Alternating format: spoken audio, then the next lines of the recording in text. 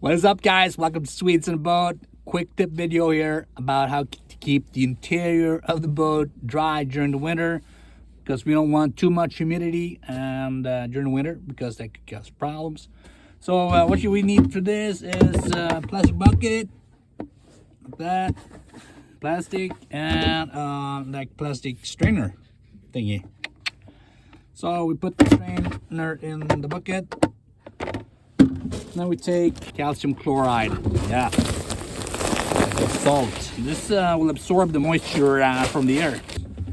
So then we just open this baggie here. Then we just pour that. So this will absorb the moisture from the air, and the water will end up in the bucket, and hopefully keeps the boat a little bit drier. Hope you liked this tip. Give it a thumbs up. I'll see you in the next one.